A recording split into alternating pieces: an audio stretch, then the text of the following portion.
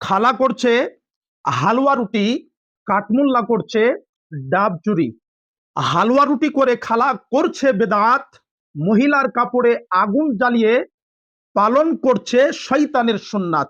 এ আমার কথা নয়, খালাকে নিয়ে ব্যঙ্গকারী বক্তার বক্তব্য শুনুন, পরে মন্তব্য করবেন।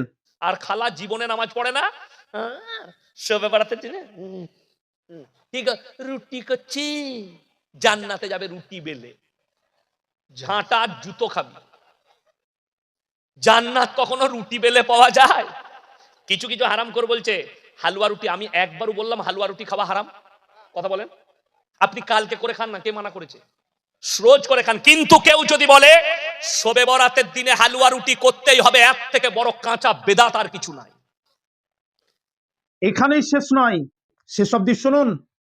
আমি যখন তালবিলিম ছিলাম, এক একটা গাছ 1 থেকে 1.5 মিনিটের মধ্যে খালি করে দিতাম। রাত 2টোয় চাপতাম, না হলে 2:30টায়। আমার জীবনে যতদিন আমি ছিলাম ততদিন তারা নারকেলের মুখ দেখেনি, ডাবেতেই শেষ করে দিয়েছি।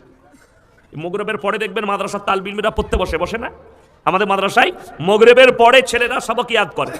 তো আমি কি করতাম, বারান্দায় পড়তে বসতো, শিক্ষকরা নিজের নিজের জায়গায় থাকতো, আমি বদনা লুটা, ওই লুটা নিয়ে চাপতাম আর ছুরি নিয়ে।